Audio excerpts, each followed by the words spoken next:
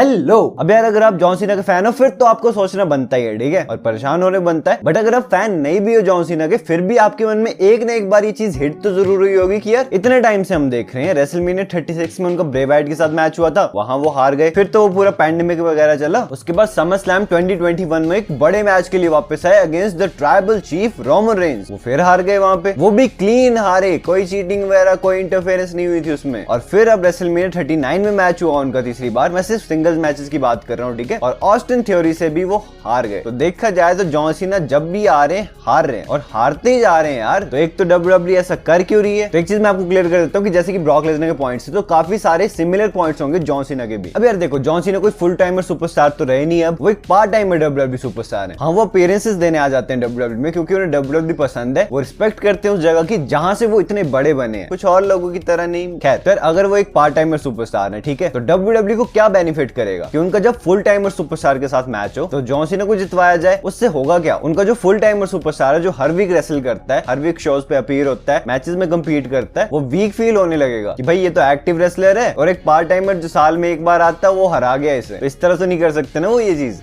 इसलिए। और दूसरी बात की जॉन सीना को खुद भी पता है कि इस टाइम पे वो इतना ऑफर नहीं कर सकते इस बिजनेस को अब वापस जितना कि न्यू और अपकमिंग टैलेंट्स दे सकते हैं। उनका टाइम था, उन्होंने जितना देना था दे दिया, WWE को ग्लोबलाइज कर दिया, WWE को मतलब टॉप पे संभाल के रखा, वो भी डेकेड से ज्यादा के लिए, तो वो काफी बड़ी बात है, उन्होंने अपना काम कर दिया अपने टाइम का। अब उनका हॉलीवुड करियर चल रहा है, WWE को संभालने तो नहीं बैठेंगे वो, और उनको ये भी पता है कि ये उनका टाइम नहीं है, अब ये टाइम है बाकी रेसलर्स का, जो अपकमिंग टैलेंट्स आ रहे हैं WWE में, क्योंकि फ्यूचर उन्हीं के हाथ में, कंपनी उन्हीं को चलानी है। अब जॉन सीना तो आते नहीं रहेंगे बूढ़े होते तक, सीधी बात है ना, क्योंकि आप देखो ना यार जॉन सीना की एज बढ़ रही है, कितने के हो गए वो, क्लोज टू 50 आ रहे हैं धीरे धीरे। और वैसे मैं आपको उनके इंटरव्यू के बारे में बता चुका हूँ, आपको पता ही होगा, वैसे फिर से एक बार बता देता हूँ कि भाई उन्होंने खुद ही बोला था कि उनकी बॉडी अब उस तरह वर्क नहीं कर रही जैसे उसे करना चाहिए रेसलिंग रिंग में कम्पीट करने के लिए, क्योंकि नॉर्मल डेली टास्क करना, बाकी सारे काम करना, एक्टिंग करना, वो सब अलग चीजें हैं, बट रेसलिंग करना अलग बात है यार। आप अपनी बॉडी को ऑन द लाइन रखते हो उसमें, वो भी इनकंसिस्टेंसी के साथ, जब आप कम आ रहे हो WWE में तो ऑब्वियसली मुश्किल हो जाता है यार। एक मैच देने के लिए उन्हें काफी टाइम तक उन्हें पूरा मतलब अच्छे से वर्कआउट वगैरह करना पड़ेगा, वापस से ट्रेन करना पड़ेगा। और WWE ने भी आपने नोटिस किया हो, पता नहीं किया होगा नहीं किया होगा, बट उनके मैचेस थोड़े शॉर्ट करना शुरू कर दिया। अब वो आपको तभी फील होगा अगर आपने उनके पुराने वाले मैचेस भी देखे हैं तो। और सबसे बड़ी बात की अब उनका टाइम आ चुका है पासिंग द टॉर्च वाली चीज करने का। वैसे तो आपको पता ही होगा, बट अगर आपको ये टर्म नहीं पता है पासिंग द टॉर्च, तो वो होता है कि जो न्यू टैलेंट्स है उनको वो लाइमलाइट पास ऑन करना, जो कि एक टाइम पे उनको मिली थी। तो जब जॉन सीना नए नए WWE में आए थे तो कितने सुपरस्टार्स के ओवर उन्हें विक्ट्री मिली, triple H, Shawn Michaels, the Undertaker, काफी बड़े बड़े लेजेंड्स जो उनके टाइम से पहले से थे WWE में, उनके ऊपर जॉन सीना को रखा गया, उन सब ने ओवर किया जॉन सीना को उस टाइम पे। और वही रीजन है कि जॉन सीना उभरते उभरते इतने बड़े स्टार बन गए। तो जो पासिंग द टॉर्च मोमेंट उनको मिली थी एक टाइम पे, वही पासिंग द टॉर्च मोमेंट वो किसी और सुपरस्टार को दे रहे हैं अब। जैसे हमने बात की, रे वाइट को जरूरत थी, हार गए उनसे। रोमन रेंज को जरूरत थी उस टाइम पे उनका रेन और स्ट्रॉन्ग बनाने की, हार गए उनसे। ऑस्टिन थ्योरी के इस टाइम पे लाइमलाइट की जरूरत थी, हार गए उनसे। तो समझ रहे हो आप बात को? अब ये सारी जो चीजें सारी प्ले आउट करती है वो रोल, जिस वजह से जॉन सीना भी करंटली हार रहे हैं। बट हाँ, अगर आपके मन में चीज आ रही है कि यार अगर वो ऐसे हारते रहे हमेशा ही, ठीक है, तब तो प्रेडिक्टेबल ही हो गया ना कि भाई जब भी आएंगे वो हार के जाएंगे। तो देखो यार, बिल्कुल ऐसा सोचने की जरूरत नहीं है, और ऐसा जरूरी भी नहीं कि हर बार आए तो हार ही जाए, ठीक है। डिपेंड करता है कि सामने कौन कम्पीट कर रहा है उनसे, और उस टाइम पे उस सुपरस्टार को ज्यादा जरूरत है जीतने की, या जॉन सीना को WWE जितवा सकती है कि चलो इसके अगेंस्ट तो जितवा ही सकते हैं। मान लो आज जॉन सीना वापस आते हैं और उनका एकदम से एलायंस के साथ मैच हो जाता है, ठीक है, तो ऑब्वियसली जॉन सीना को विक्ट्री दे देगी WWE, क्योंकि एलायंस कोई अभी बहुत ही ज्यादा पुश पे नहीं चल रहे हैं, राइज पे नहीं चल रहे हैं, तो उनके अगेंस्ट विक्ट्री देना मतलब काफी ऑब्वियस बात है। आप एक चीज समझो, अभी देखो जैसे जॉन सीना और ऑस्टिन थ्योरी का मैच हुआ, ऊपर से वो यूएस टाइटल के लिए हुआ। अब अगर वो यूएस टाइटल जीत जाते तो कहां जाते फिर तो उन्हें WWE में रुकना पड़ता, बट वो तो उनके डेट्स में ही नहीं है, उनको तो बाकी भी काम करने हैं ना। तो WWE ऑब्वियसली उन्हें नहीं जितवा सकती थी इस टाइम पे। और हाँ, ये तो आप बात मान के चलना कि यार जो टाइटल मैचेस में वो कम्पीट करेंगे उसमें तो हारेंगे डेफिनेटली, अगर वो शॉर्ट टर्म के लिए आए WWE में। हाँ, अगर ऐसा है कि भाई वो लंबी छुट्टी लेके आए कि नया भाई 3-4 महीने तो होने वाले कम से कम WWE में, तब हाँ WWE इतना कर सकती कि वहां भाई टाइटल दे दिया, 2-3 महीनों बाद हरवा भी दिया। और सीन ये भी होता है ना यार, क्योंकि और भी कॉन्ट्रैक्ट्स होते हैं बाकी मूवीज के साथ, अलग अलग प्रोडक्शन हाउसेस के साथ, कि हाँ भाई उन्हें इन डेट्स पे फीचर होना है, काम करने आना है। बट मान लो वो WWE रिंग में इंजर्ड हो जाते हैं, तो किसके ऊपर गई फिर सारी चीजें? या तो जॉन सीना पे, या तो WWE पे। ऐसा यार द रॉक के साथ भी हो चुका है, जब उनकी मूवी की डेट्स वगैरह थी, शूटिंग वगैरह थी, वो पोस्टपोन करनी पड़ी क्योंकि वो रेसलमेनिया 2029 में इंजर्ड हो गए थे। तो ये ना WWE चाहती है, ना जॉन सीना चाहते हैं, और जिन मूवीज के साथ उन्होंने कॉन्ट्रैक्ट साइन किया है ना वो चाहते हैं। एंड हाँ, शायद आपके मन में ये भी क्वेश्चन आ सकता है इससे कि हाँ भाई, अगर हारते ही रहे इस तरह जॉन सीना तो फिर तो यार वो कभी 17 टाइम वर्ल्ड चैंपियन बन ही नहीं पाएंगे WWE में। ये क्या बात हुई यार? उसका तो मैंने आपको ब्रीच आउट बता ही दिया ना कि अगर वो शॉर्ट टर्म के लिए आ रहे हैं और टाइटल मैचेस रेसल कर रहे हैं तब तो उन्हें टाइटल नहीं मिलने वाला। बट अगर वो कुछ टाइम के लिए वापस आते हैं WWE में, मतलब बहुत ज्यादा भी नहीं, ऐसी 2-3 महीने की बात है, तब WWE ये ट्रिगर पुल कर भी सकती है अगर सामने इतना स्ट्रॉन्ग ओपोनेंट नहीं है और अगर उन्हें लगता है कि WWE का फायदा उसमें और जॉन सीना का भी फायदा है। जॉन सीना का तो ऑब्वियसली है ना यार, क्योंकि 17 टाइम चैंपियन वाला रिकॉर्ड अभी किसी के पास नहीं है। 17 टाइम्स अगर कोई वर्ल्ड चैंपियन बन जाता है तो हिस्ट्री बन जाएगी, जिस भी साल में होगा, बेशक 2025 में हो चाहे 2030 में हो। आपको क्या लगता है जॉन सीना कब तक कंपीट करेंगे? 50 की एज तक, 55 की एज तक, ज्यादा से ज्यादा वहीं तक करेंगे ना। स्टिंग तो होता नहीं यार कोई, ठीक है, वो अलग बात है। और वैसे भी उनको बाकी भी काम है तो भाई इतने लंबे टाइम तक तो करेंगे नहीं। हाँ, कॉन्ट्रैक्ट में हमेशा रहेंगे WWE के साथ, लाइफ लॉन्ग ही अपीयरेंसेस देते रहेंगे, प्रोमोस कट करते रहेंगे, क्या पता कभी कभी एटीट्यूड एडजस्टमेंट भी लगा दिया करें सुपरस्टार्स पे। बट मैच मुश्किल है, तो जो होगा जैसा होगा उनकी 50s तक ही होगा। अगर वो अपने 50 टच कर लेते हैं तो फिर वो चीज और ज्यादा कम हो जाएगी। अभी मैंने बता दिया था आपको एक वीडियो में कि भाई धीरे धीरे उनके चांसेस कम होते जा रहे हैं 17 टाइम वर्ल्ड चैंपियन बनने के। ऑलमोस्ट 40% रह गए और जैसे जैसे टाइम बीत रहा है वो चांसेस और कम हो रहे हैं। पर मुझे लगता है कि शायद यार हिस्ट्री बनाने के लिए WWE एक बार ये चीज करवा सकती है। यार अगर आप सीना फैन हो, जो कि majority of the WWE universe है, तो टेंशन मत लो, जो हो रहा है चल रहा है, चलने दो अच्छे से। क्योंकि यार आई थिंक जैसे ब्रॉक खुद भी चाहते हैं कि बाकी सुपरस्टार्स ओवर हो, फ्यूचर टैलेंट्स लाइमलाइट में आए, उन्हें रिकॉग्निशन मिले, वो फ्यूचर में WWE को संभालें, वैसे जॉन सीना भी डेफिनेटली चाहते होंगे। और अब तो आप मान के चलो कि यार जॉन सीना की प्राइम एज चली गई है, अब उनकी गिविंग वाली एज आ रही है, giving back to the business वाली चीज जो बोलते हैं, जो उनको एक टाइम पे मिला था अब वो वापस कर रहे हैं बाकी सुपरस्टार्स को ओवर करके। बस सीना का केस थोड़ा डिफरेंट इसलिए ब्रॉक से, क्योंकि वो 16 टाइम्स वर्ल्ड चैंपियन है और सिर्फ एक टाइटल उन्हें बची है एक और बार चैंपियन बनने के लिए। और काफी लोगों के मन में क्वेश्चन आता है कि यार अगर वो हारते रहे तो उन्हें टाइटल अपॉर्चुनिटी कैसे मिलेगी? तो उसकी भी आप टेंशन मत लो, वो जॉन सीना यार, उनको मैचेस जीतने की जरूरत नहीं है बार बार चैंपियनशिप पे मौका मिलने के लिए। वो डायरेक्टली आके WWE टाइटल पे चैलेंज कर सकते हैं कि हाँ भाई मैं आ गया, चल टाइटल पे मैच करते हैं अगले इवेंट में। तो ये तो आप सोचना है मत, ठीक है। अब यार मैं हर सुपरस्टार पे ये वाली वीडियो नहीं बनाने वाला हूँ, ये तो ब्रॉक और सीना की बात थी तो मैंने आपको बता दिया। अगर आप सोचते हो कि यार रे मिस्टीरियो भी तो है, एज भी तो है, वो भी सेम ही एज के हैं, बट आप देखो ना यार कि ब्रॉक और सीना अलग लेवल के सुपरस्टार है, अलग टाइप के सुपरस्टार हैं। जॉन सीना हॉलीवुड स्टार भी है, वो और ज्यादा पार्ट टाइमर है, ब्रॉक अलग तरह के पार्ट टाइमर है, एज अलग तरह के पार्ट टाइमर है, रे मिस्टीरियो तो एक तरह से फुल टाइमर ही है। तो सबका ऑरा अलग है, सबकी कैटेगरी अलग है, ठीक है, सबको एक तरह से नहीं देख सकते हम। जब जिस मोमेंट पे जिसको जितवाने की जरूरत है WWE उसे जितवाती है। बाकी आगे क्या होगा, कि वो चैंपियन बनेंगे नहीं बनेंगे, आने वाले मैचेस में जीतेंगे नहीं जीतेंगे, वो डिपेंड करता है उस मोमेंट पे उनका मैच किसके अगेंस्ट हो रहा है। मान लो लोगन पॉल के साथ उनका मैच जैसे रूमर है होने वाला है, उसमें ऑब्वियसली जॉन सीना जीतेंगे, लोगन पॉल को थोड़ी देगी विक्ट्री WWE, क्योंकि लोगन पॉल भी कोई फुल टाइमर सुपरस्टार नहीं है। वो बस एक लाइमलाइट वाला मैच होगा कि हाँ भाई John Cena versus Logan Paul, Hollywood star versus social media mega star. तो आई होप आप समझ गए, बाकी तो यार देख के पता चलेगा फ्यूचर में। So let's see what we gate.